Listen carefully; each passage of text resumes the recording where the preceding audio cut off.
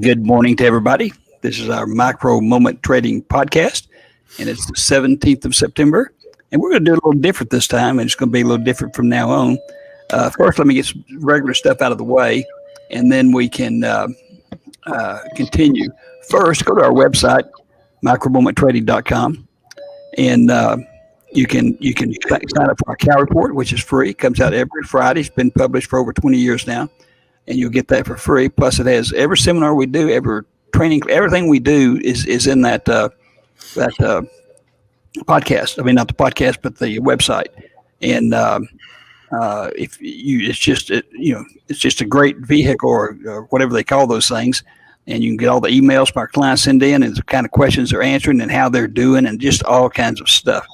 So that's www.micromomenttrading.com and sign up for the free report. Hey, Micah. Micah's with us now. The market is still down. It's improved from its downness, but it's the Dow is down 40. 40 minutes ago, it was down 300 and something. S&P is down 18, and NASDAQ's down 111. We had a real successful day today on our first, what we call our first session in macro moment sessions trading. Every morning starts at 8:30, ends at 9:30 Central, and we always add second sessions from the previous day. And Micah pulled off some good performance yesterday. 5 trades, 10.12%. And SPY from Deshaun this morning, we just had the one trade, 2.55. Now, what has happened for the week? We're up almost 50% for the week, Monday, Tuesday, Wednesday, and then through today if we don't have a second session today. So far it's been a good week. We'll probably end up with 70 or 80%. We've averaged 91% over 72 weeks. That 91% is as of last Friday. So remember, because we're going to be talking about those percentages here in a minute. What we're going to do every Friday, an editorial. Sometimes it's a holiday or something, don't write an editorial. And some people read them, some people don't. But if you want to really participate with this and learn stuff, you need to participate in these podcasts where you can make comments and start arguments with me or whatever you want to do. As can Micah and as can Tim and as can Randy. And they always want to argue. And but what I do, we're going to take these podcasts, these editorials. We're going to have other people write them. Randy write one, Tim will write one, Micah write one, Tony, who's not here today, would write one. And then we're going to discuss them during these Thursday podcast the next Thursday. So instance, I'll write one for this weekend. We'll discuss it next Thursday. Not just that. We'll talk about other things too. But we get it off because I want it to be, really informational and educational and entertaining. So the podcast for this weekend, which I'm sure every one of you has just read in great detail, not the podcast, but the editorial, was Retirement Goals, Be Rich or Be Wealthy. This was written originally by a guy, somebody's mic's on there, RIDAMORWA, High Dividend Opportunity Specialist. Now, retirement goals, be rich or be wealthy. This was the most difficult article to understand. It's the crummiest article I've ever seen on anything like this, but it's very contemporary and appropriate with all other articles like this do. In other words, they're assuming, and mutual funds do this all the time. Mutual funds will say, look, we're going to average 7% over the next 35 years. We want you to open an account, start putting money in here. In 35 years, you'll have a couple of $1,000,000. You start drawing on that money. Now, where the fallacy, I'm going to say the fallacies here, and I want you guys to either agree with me or fight me viciously on this. In this article, they point out that financial research, which has found 60% of pre-retirees believe healthcare costs will consume their money. 39% believe investment returns won't be high enough to provide decent retirement.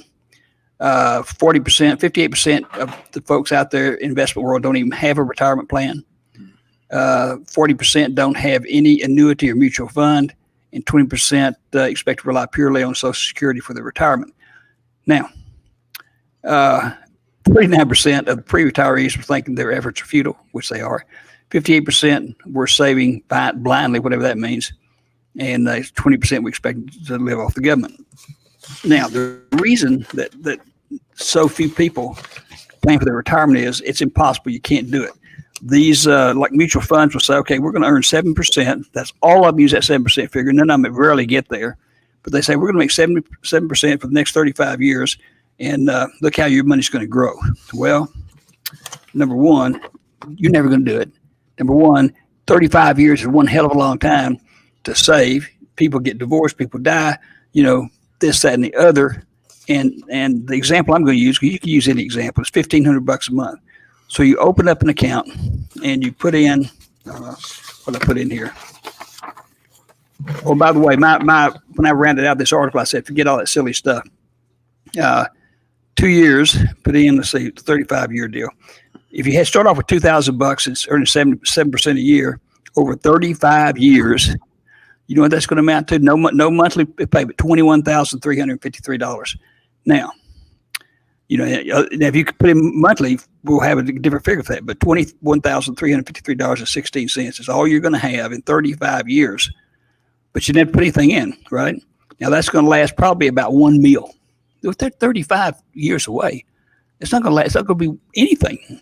If you put 2,000 in, 7%, if they get that, 35 years, but you put in $1,500 a month, they always assume you starting somewhere in your 20s. So you probably got a job. Maybe you can afford $1,500. If you can't do that, you put in less. But if you put in $1,500 and you get 7% over 35 years, it's going to be worth $2,588,473.61. Now you've put in over all that time $630,000 at $1,500. So what kind of deal is that? Are you going to do that? You wonder why nobody has any savings? Where you can go over to our little simple program, which is how you get wealth and you be rich. This article is total, absolute bullcrap from the standpoint of making any sense. I'm surprised anybody would even publish it. But if you use our little micro-moment trading technique, which you can learn from these guys every morning and from Randy, same thing. Put in 2,000. Put it into a virtual account. Don't take any risk. $2,000 over 3 years.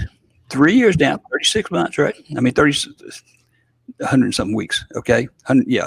And you earn an average of 6% per week. 6% per week, and you're in virtual accounts. So you have no risk, right? Everybody would say 6% per week. That mutual fund can't even. They say they can do that in a year. Okay, 6% per week.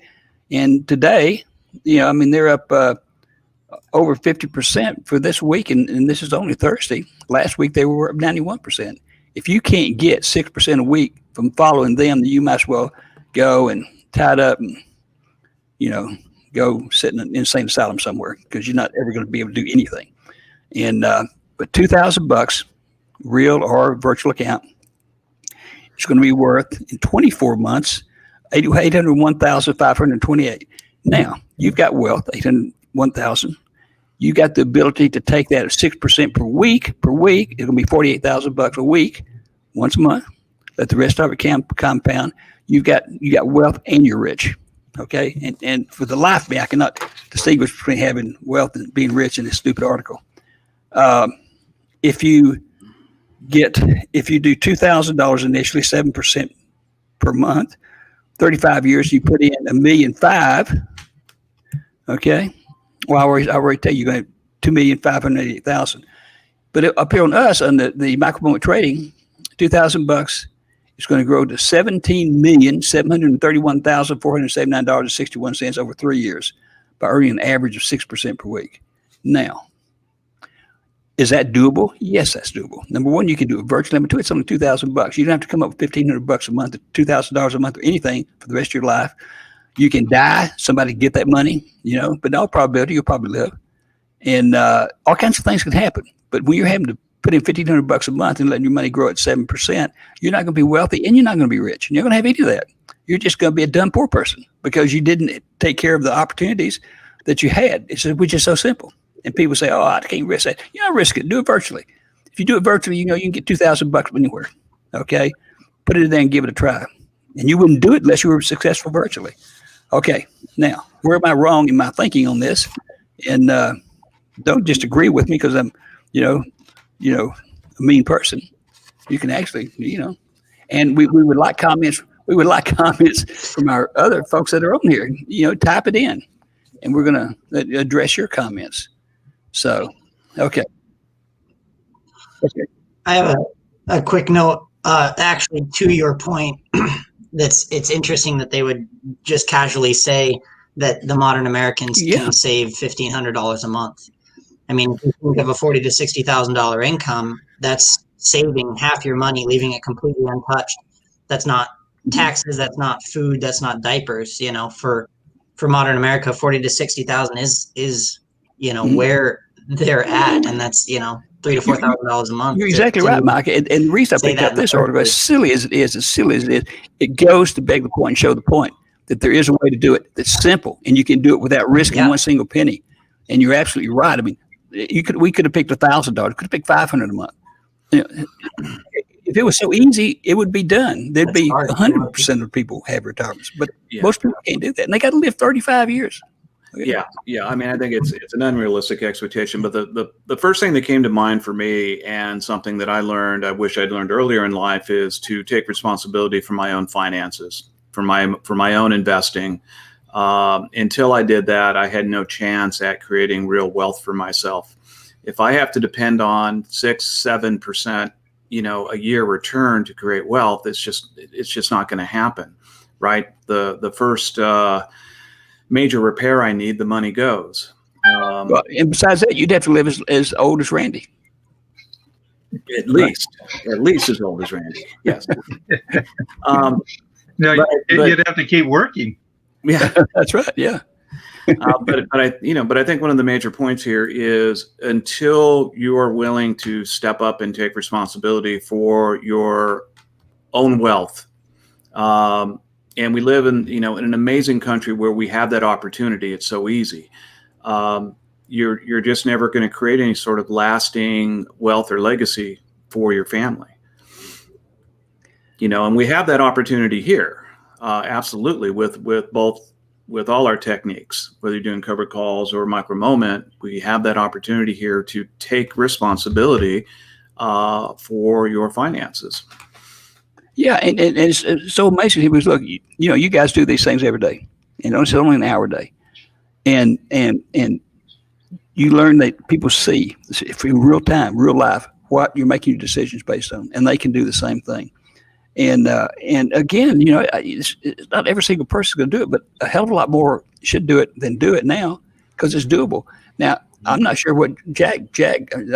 He's got sort of an email address, and it's just, I'm not going to do the whole, but it's first part of it's Jag. His only thing that I liked about the article was he defined what rich was, a net worth of $2.3 million. Do you agree with that? No, I don't agree with that, because I don't even know. I can't tell if he's talking about if you're rich or you're wealthy. Tell me, Jag, are you rich or are you wealthy? What is the difference? One thing about it, using our technique, if you got $17 million, there's no question you're both. Right? Yeah, Joe. One thing about it, the whole thing, rich and wealthy. The wealthy part was really, how much money are you earning every month? So if you're earning more money than you need to live on, they're saying that's your wealthy. Rich is how much you've accumulated. And there used to be a commercial on TV all the time from ING. It was a new bank that was formed after another bank got bought out by the federal government and all that stuff. I don't even know if they're around anymore. But their commercial was, these people were carrying around these big signs, like the signs that people flip around on the street corners for advertisement, and it would have a big number on there, and they would say, that's your retirement number. It was like $1,982,000 would be Joe's number, and $2,836 would be Sam's number. And so they were talking about, this is how much money you have to accumulate so you can retire on. Because and the typical financial planner is going to tell you're not going to get 7% a year over the course of your retirement.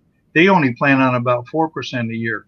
Right. Well, if you're only going to make 4% a year and you want to live, you got to have millions of dollars. But see, that's where it comes in. If you're managing your own money and you're learning things like micro moment trading or covered call trading, you can generate 4% in a week. You don't have to have millions and millions of dollars. If you've even accumulated some thousands of dollars, $100,000. You can generate income by learning these processes and implementing them. You can generate your income for the rest of your life, week after week after week after week. You don't have to rely on having millions of dollars. Most people are never going to see even $1 million. Well, see, that's the whole point of that $2,000 example I give. You never put another penny in that account. If it's a real account, you never put another penny in. You just keep reinvesting what it makes. Now, granted, the first day it's not going to make a lot of money, but you just keep it. But you never put any in, and the 2,000 grows into millions of dollars. You know, it's just incredible how easy it is. But it's not easy in people's mind because nobody believes they can be rich. Nobody, the average person out there, no. That's why you have people go to college and become, expert in English or something. It just makes it's dumb stuff, and it's just not going to happen. It just irritates me so much when you see these ads all the time and watch TV. Oh yeah, Metropolitan Life, whoever it is, mutual fund, and we're going to get 7%. They don't get 7%. Today there was a big article in the Wall Street about CalPERS, a big, huge thing, fund manager out in California, and they're all involved in inner turmoil and corruption, and people going to jail and all kinds of stuff. Now you think you're going to, and they're losing money. They say we're going to get 7%. You're going to have to get this much money. They have retirement plans that are going broke. In the U.S., many of the city retirement plans that deal with these mutual fund managers are going broke, and they're having a terrible time where we're going to get the money. And like here in Dallas, well, yeah, we're just going to pay you less, and we're going to take the fireman off the deal, whoever. And it's just one time that I just get so irritated at these kind of articles that, like, number one, who can even understand between rich, except I hear your definition, and wealthy, It's not my definition, it was theirs. But. Yeah. But if that's the right definition, then somebody who is spending more than they're making is rich, right? Is that right? Making more than they're spending. Making more than they're yeah. No, you're rich. What are you spending more than you're making? Yeah. Yeah. What is that? You're rich if you can save that $1,500 or $2,000 a month. That I don't know who can ever do that. Yeah. And you can accumulate that over your 30 or 40 years and have a couple $1 million. That's what they're saying. That's when you're going to be rich because you've got all that money in the bank. But how long is it going to last when you start having to spend it in retirement? So the key part is, can you generate income in your retirement years to live on? Because Social Security is not going to pay enough for you to live on in your retirement years. No. And so I just did a quick little math that if you wanted to actually earn $1,000 a week, if you're generating 6% a week, you need less than $20,000 to invest in order to generate $1,000 a week for the rest of your life. That you just keep investing that same $20,000. So in your example, Joe, if you start with $2,000 and you don't take any out and you just keep reinvesting that and it grows, in a short time you'll have more than $20,000 that you could be investing to earn $1,000 a week. In 24 months, if somebody put $2,000 in a real account, so they actually, and they listened to you and they listened to the Micro Moment guys and just did half of what y'all are getting, you get more in a day than we're saying you have to get in a week, 6%, right? Okay. Mm-hmm. If you just kept, then you're going to turn $2,000 into over $800,000 in 24 months. Then you're set for life, because if you take your 6% out of that $800,000, that's $48,000 for the month. Obviously, you only do it one time. The rest of you keep compounding, and I mean, it just makes so much sense. And people just totally discount compounding, but you never see one of these articles that tells the truth. They tell all this crap. Our mutual fund's been around here, and go back and look for the last 10 years. They've maybe made 4 or 5%, maybe if they're lucky. Roger, Joe talked about compounding. What percent of your portfolio do you trade each time you do a trade? That's not important, Roger. Our point here is showing that you can take $2,000 and in 24 months have $800,000, and you just trade all of it. Just trade all of it. Now, your question is too open-ended. How much do you trade? You may have $1 million account. I don't know. But our whole point here is showing we're just trying to determine if you're rich or you're wealthy, and how you get wealthy and how you get right. To me, they're both the same, one and the same. But so how much you trade? You can trade all you can if you want to. I'm just saying $2,000 will turn into that much money. If you got more than that, it's going to be a lot more than that. So thank you. Every person has to determine how much that they want to, put in the stock market to be traded. There's no one number for everybody, and so it all depends on your own individual. What does it take for you to be able to sleep at night? Right. And how much money is that? And one of the great things about the micro moment trading, especially, is at the end of the day, you're always back to 100% cash. There's no rolling, there's no leftover. You're in and out of the market every single day, or any days that you wish. You don't have to trade every single day. You can just trade whenever that you desire to do that. But you're always 100% cash when you go to bed at night. So, I mean, what could make you sleep better than knowing that it doesn't matter what the market does in the evening or the next morning? And if you're wealthy, you got all that cash in your mattress, so you can pull it out and buy something. So it's really soft. It might be lumpy if you have a whole lot, but it gives you a good bedding in there. Yeah. Well, get back to Roger's original statement. Joe talks about compounding. What percent of your portfolio do you trade each time? It doesn't make any difference what percent. You're getting the same compounding effect. If you're getting 5% of trade, you get 5% trade. Whether you got $2,000 in there or you got $200,000 in there. Yeah, granted it's more money, but the point I'm trying to make is how much you do trade doesn't affect the compounding aspect, and that's what's beautiful about it. Terry says this is like car insurance. A guy is saying that he can save you $400 a month on your car insurance. There you go. So wait, so do y'all like the article? So you're against the article, is what you think? I think the article's stupid. It's the dumbest. I can't even read it. Excuse me. Okay, so I like the article. I thought it was a good article. How I understood it is the difference between rich and wealthy. The guy said, like a guy that wins the lottery, okay, now that guy's rich, but in 4 or 5 years, he's probably be broke again because he doesn't know how to use that money. Yeah. I think what he's saying is someone that's wealthy, they know how to use the money to make more money, which is what we're doing. That's my point, Sean. Is that what you're saying is this micro technique and Randy's techniques? You are going wealthy, both of them. You are. I'm not sure how you're. I'm not sure I understand how you define it. I just thought the article kind of supported what we're doing. Well, sure. Yep. Go ahead. I'm sorry. Well, yeah, I agree with this, Sean. Yep, I think he's got it exactly right. It's and one thing that I heard a long time ago from some financial thing that I was reading or listening to, they said you'll never become wealthy working for somebody else. Yes. You have to work for yourself to become wealthy, and this is the process. Is you have to take control of your own money, your own finances, your own investing, and generate the income that you need to have. That's when you become wealthy. If you just work 9 to 5 for the rest of your life, you're probably never going to be able to save $1,500 a month to have whatever million that you need at the end of the time to live for the next 10 or 15 years.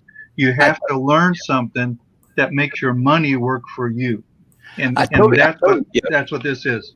I totally agree with you on that, and I talk about it all the time about this college stuff. I said when I was growing up, when I was in high school, the wealthiest people in town were the plumbers, the electricians, the welders, because they typically ended up working for themselves, and they made all the money. They held a lot more money than the stupid doctors and stupid attorneys. These guys really made a lot of money, and they ended up being the wealthiest people in town. And that's why I keep saying to people, send this kid off. He's going to live in your basement forever. And he's never going to make any more money because he didn't have a job and he didn't know what to do. He's going to always work for somebody. He's got to be hired. Colleges graduate people as an employment pool for people to hire, and you just do it yourself, Yeah, and my heart goes out to these kids that come out of school with $150,000 loan that they have to pay back over the next 15 years before they can start saving that $1,500 a month. Mm-hmm. Yeah, back in the old days, like when I went to college, I didn't come out with a loan because I worked my way through college. Yeah. I worked jobs at night and on the weekends to support myself, so I didn't have to take a loan. But nowadays, that's not looked on as though, and that's not the thing to do. Just go to but it's college coming and back. have all these loans. Yeah, trade schools are coming back, and they really are. And I know there's one welding company that talked about a lot about this. They will hire somebody that enters their trade school program for that company, and graduates in a year. They up them to $100,000. They're paying them something like $15,000-$20,000 while he's in the trade school. Then they up them to $100,000, just like that, guaranteed. That's because they're valuable people.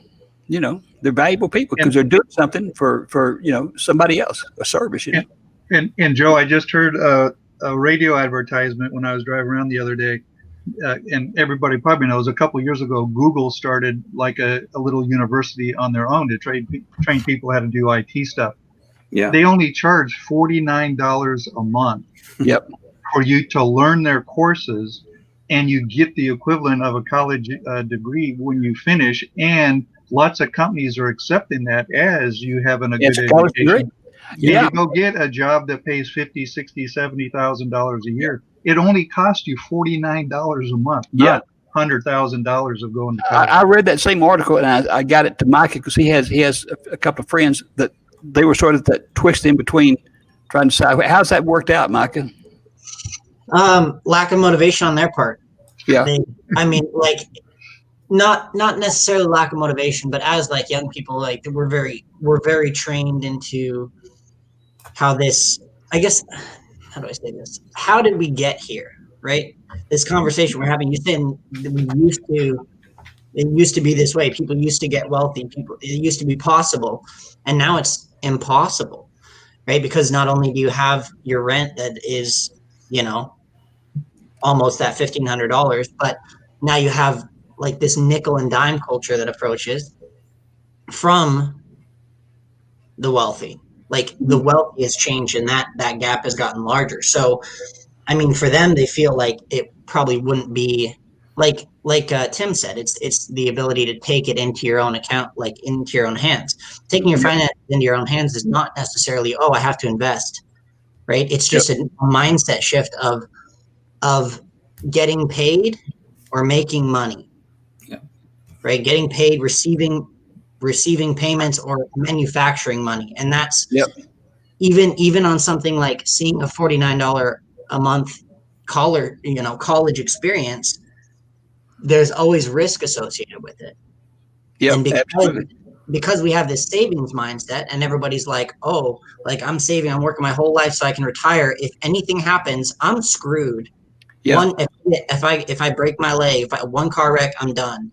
And that's why most people can't do it, because you can't go 35 years without certain things happening. It's impossible. So risk mindset as a whole is being degraded. I think that's on purpose. Yeah. But there's no risk mindset. So you're not even willing to pay, $49 a month to Google for an accredited program because, it might not be as good. And they're willing to take out the loans like that. Now you have the debt mindset coming in too, where debt is just how, America runs on debt, not Duncan. I hate to say it. And, you pair these mentalities and like people just get boxed in. So he hasn't done anything with it. I sent him all the articles, sent him all the information links, and he's still going to college. Well, I got to tell you, somebody's got friends stupider than your friend is Deshaun. And I'm not going to say the guy's name because I don't know the guy's name because Deshaun didn't tell me, but it's a good friend of his. Why he would have such stupid friends, I don't understand. But this friend works for, which is the biggest, stupidest bunch of brokers on the face of the earth. No, people forget back during the financial crisis, had it been not for the government to force Bank of America to buy Merrill was going to go broke. I mean, they're terrible. Anyhow, he's got this dumbass that works for get a dumbass friend. That's a DAF. And Micah, Deshaun told him one day what he does and what he makes. And he told me that. I said, he said, I want to talk to my friend and I see what he has to say. His friend won't even comment on it, won't even talk to him anymore. Because, he probably doesn't understand English because he's a Merrill Lynch guy. But he doesn't even, isn't that right? The guy doesn't want to talk about it, right? No, he just stopped responding. He's talking his what? Yeah. And I'm saying it's not because they're dumb, it's because of these systems that have changed over time gradually, and these systems that we accept, like debt. Everyone's just fine with paying $100,000 in debt. Like that's not because they thought that was a good idea. It's because how these things have been set up over time to keep them. You're right. They're not dumb. They're not dumb. They're just totally unmotivated because there's no reason to be motivated. Again, because of the system, yeah. Yeah. Like if you told you, if the parents said, you're not going to live in my basement, get the hell out of here, they'd probably, go out there and do something else. But everybody's so wimpy about their kids, so. One of the things, Joe, along those lines, one of the things that the article talks about is investing in the stock market and what percent of people are investing in the stock market. If you're using micro moment trading, we're not investing in the stock market. Right. We're using the stock market to generate income. Yep. There's a difference between using it to generate the income and investing, because investing says you're going to leave your money in there for a long term. We don't leave money in the market for the long term. We use the market to generate cash income, not paper, cash income. And you could take that cash and actually live on it. You could pay your rent, you could pay your utility bills, you could buy the food, and you could keep using that money over and over and over again to generate your cash income week after week after week by using the stock market. Absolutely. Let's look at Melissa here. Melissa says Forbes did an article on Chuck Feeney, a billionaire who gave his wealth away. I read that same article, Melissa. Read it yesterday, I think. He kept $2 million to retire on, yet it's not about the money. It's about what it can do for our families, communities, and world. So to Pete and I, Rich is passive income to pay our bills while we create wealth here to do good. Okay, that's a good. I agree with that interpretation. That's a good interpretation. Certainly, I don't think that's what the article said, but yeah. And that gentleman is in cahoots with all those other billionaires that have that same philosophy and are in fact doing that. Maybe on quite not the quick basis that Chuck did, although Chuck did it over many years. But yep. So, yeah, there's that millionaire billionaires club that they've all agreed to give away most of their wealth during the course of the rest of their lifetime, which that's awesome. I'm glad. Yeah.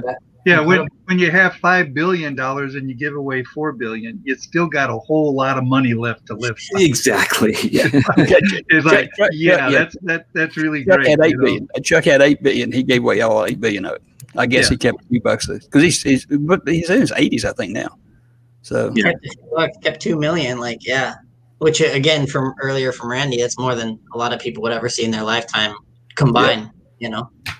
Well, like Pete and Melissa said there, that they take their money, invest in real estate, and rent it out. That is making their money work for them, having that income keep coming in month after month on that rent. So instead of just the stock market, they're investing in the real estate market to rent those places out. And that's basically what we do with stocks. We use the stocks to rent them out to get weekly and monthly income. You make your money work for you. We're not just waiting and hoping something is going to go up. We're actively renting that out to generate income. Yep, absolutely. Yeah. But it's just how many times you see these articles, particularly the ads from the mutual fund things. And it's we see them all the time. And really the sad part of this is I think most people don't realize that there's another way to do it, right? Culture teach us or dictates to us through advertising that you must use a financial advisor or someone to manage your money for you, right? And it goes along with you must, and debt is okay. And people don't realize that what we're doing, you don't have to have $1 million in the bank. You have a way to create dependable income. And people seem to be so indoctrinated in this, I must invest with somebody to do it for me, that they don't realize that they can do it themselves. And really, with what we do with micro moment is pretty simple, right? We don't have a whole bunch of rules to follow. Yeah, but Tim, you hit on the head. But let me expand that just a little bit. The reason people don't do what we do is because what we do has not been around very long. In the financial markets, it takes forever and ever and ever for something to change. Well, since we started, compound stock earnings 20 years ago, a little over 20 years ago, and you don't remember, but Randy remembered dial up, and we didn't have screens. We didn't have the everything that you need to do what we do today. We had delays, we had dial up. We didn't have the brokerage platform to do all this stuff. It didn't exist. And I remember when I got involved in this stuff over 55 years ago, I would go down to the Merrill Lynch office, stand outside, finally get invited in to sit with the broker, and he'd buy stock and I would sell a call and he'd sit there for a month, wouldn't do anything for a month, just like it was a monthly basis back with Randy. So what we're doing is people don't realize what we're doing is really doable. It's because it's so new, and in the financial world, even though we're over 20 years old, it's still nobody believes you do it. Yeah, and that's the difference. And Joe, it's the intraday streaming chart that has the streaming data available that makes micro moment trading possible. There was no way with the dial-up internet. You were lucky to get a chart that was a day old, let alone get something that was right up to the second. And that is what has allowed the micro moment trading to be so successful, is having that intraday streaming chart to be able to watch those trends and cycles develop. Well, and what the CBOE has done over all these years, you know this, Randy, because we've been together a long, long time. They have liberalized everything they've done, like having more expiration dates. Used to be when you and I started off, we had one third Friday. We were lucky. We say we're going to try to make 5%. We showed 3%. And because that's about all you could make, 3 or 4 or 5% in a month. Now you can make that every week. We didn't change that. The rules were changed. We just benefited from those rules, So, huge, big difference. Yep. Deshaun, you got something you want to do in hand signals? No. Okay. We kid Deshaun so much because he's so what do you call it? Control of when he's trading. Discipline. He never says anything unless he's really doing something. He never says anything. So it's kind of hard to deal with. Actually, you don't know if he's have his mic on or what. But Joe, there's a question from Martha that says, could you guys please explain the difference between a momentum trade and a micro moment trade? Sure, go ahead. Well, a momentum trade is similar to a micro moment trade, but it develops over a longer period of time. So we use a daily chart to look at the beginning of a cycle. So we want to enter at the beginning of a cycle and then ride that cycle up to generate our income. And on a momentum trade, that's what we get in, and usually it's a day or two before we get out. Micro moment, which is what Tim, Micah, and Deshaun do, that's like 30 seconds between that enter and exit. That's why it's micro. It's so fast, and they're looking at an entirely different chart.